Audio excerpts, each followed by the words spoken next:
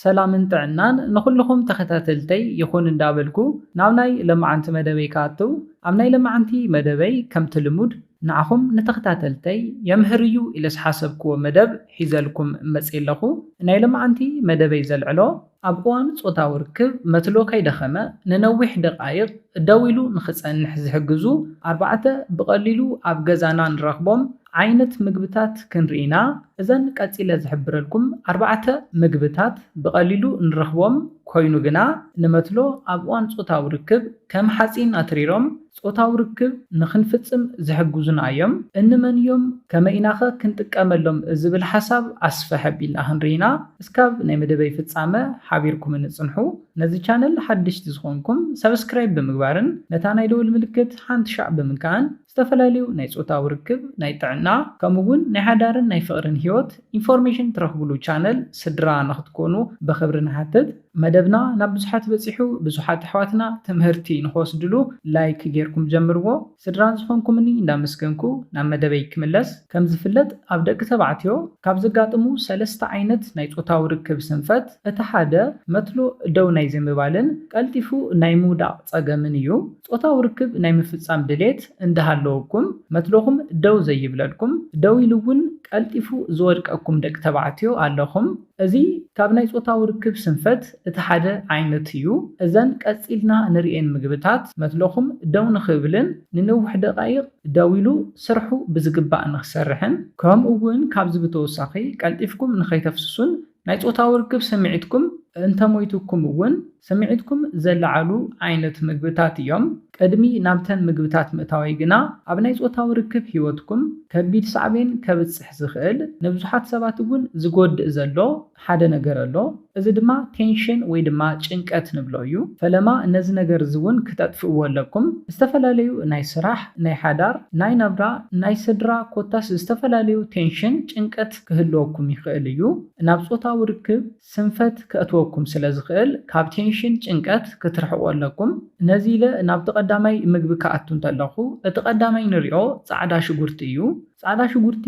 ናይ ወዲ ናይ ቴስቴስትሮን በዝሒ ንምውሳኽ ካብ ዝጠቕሙ ዓይነታት ምግቢ እቲ ሓደ እዩ ብፍላይ ደቂ ተባዕትዮ ጻዕዳ ሽጉርቲ ንጾታዊ ርክብ ዘለዎ ጥቕሚ ብዘይ ምፍላጥ ብዙሕ ኣይተጥቀሙሉን كم زفلت نايدك تبعتيو نايشوتا وركب ملو عقمي زفلفل كاب تستوستيرون هرمونيو ناي تستوستيرون هرمون بزح موسخ أبوان صوتا وركب عقمي نخهلونا زجبريو مثلنا كالتفو دو نخبلن داويلو ننوح دقائق نخص أنهن ناي تستوستيرون هرمون ببزحي كفلفل اللو تستوستيرون هرمون ببزحي نخفلفل دما سعدا شغورتي لعل إجام زلوويو كابز بتوساهي سعدا شغورتي مزوار دم بلعل متن نخبزح زتقميو كم زفلت دما متلو دو زبل داويلو سرحو نخسرح كابز قبرو نقرات دما اخول دم نام متلو انت بزحيو اخول دم نخبزحو بلوص زخونه مزوار دم كهلو اللوو نايدم مزوار بلوص نخون دما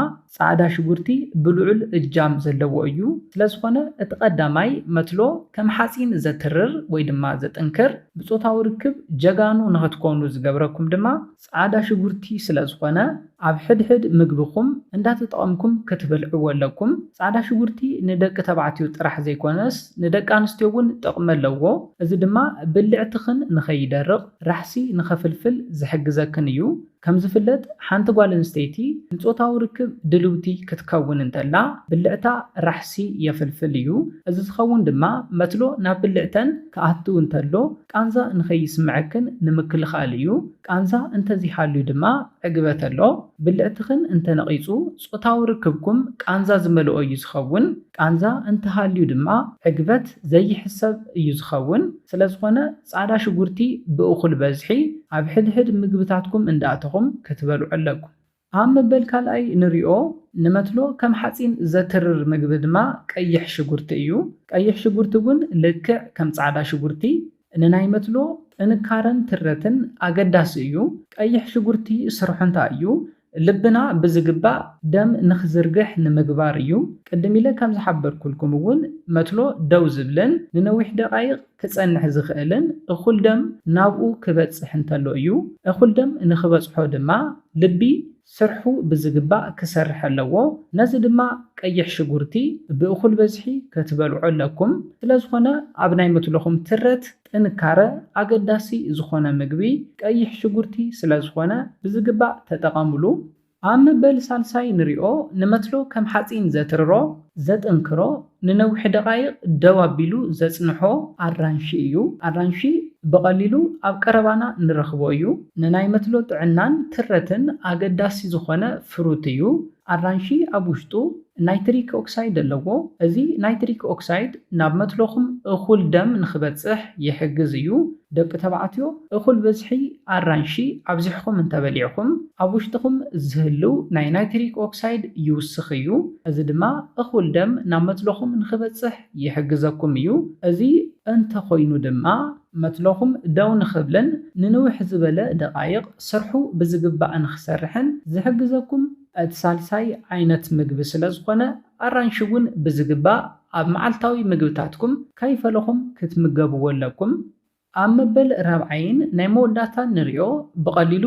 ኣብ ከባቢና ክንረኽቦ ንኽእል ንናይ መትሎ ጥዕና ኣገዳሲ ዝኾነ መትሎና ብዝግባእ ኢሬክት ክገብር ንውሕ ንዝበለ ደቓይቕ እውን ደው ኢሉ ስርሑ ብዝግባእ ንኽሰርሕ ዝሕግዘና ድማ ጉዕ እዩ። ጉዕ እውን ከምተን ቅድም ኢለ ዝሓበርክወን ጻዕዳ ሽጉርቲ፣ ቀይሕ ሽጉርትን ከምኡ እውን ኣራንሽን ምዝውዋር ደምና ብሉጽ ንኽኸውን ዝሕግዝ እዩ።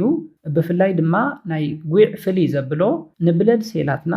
ብምጽራይ ንኸይጉድኡ ብምሕላውን ንኽሰፍሑን ብምግባርን እኹል ደም ኣብ ሰውነትና ንኽንቀሳቐስ ይገብር እዩ። እኹል ደም ኣብ ሰውነትና እንተሃልዩ ድማ መትሎና እኹል በዝሒ ደም ይበጽሖ እዩ። ከምቲ ቅድም ኢለ ዝሓበርክዎ ድማ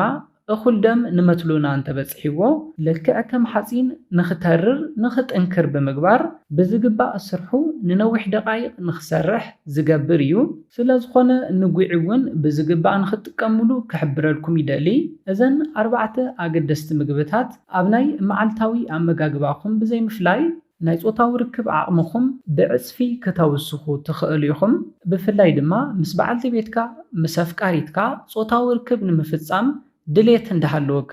መትሎኻ ዘይለዓል ደው ዘይብል ከምኡውን ንነዊሕ ደቓይቕ ዘይጸንሕን እንተኾይኑ እዘን 4 ምግብታት ብዝግባእ ብምብላዕ ኣብ መዓልታዊ ናይ ምግቢ ስርዓትካ ማለት እውን ኣብ ናይ መዓልታዊ ኣመጋግባኻ ብዘይምፍላይ መትሎኻ ከም ሓፂን ክተትርር ትኽእል ኢኻ። ነዚ እንተጌርኩም ብሉጽ ኣዕጋባይ ተናፋቒ ጾታዊ ርክብ ምስ ኣፍቃሪትኩም ወይ ድማ ምስ በዓልቲ ቤትኩም ከተሕልፉ ትኽእሉ ኢኹም። ብሉጽ ተናፋቓይ ጾታዊ ርክብ ኣብ ሓዳርን ኣብ ፍቕሪ ህይወትኩምን እንተሃልዩ ድማ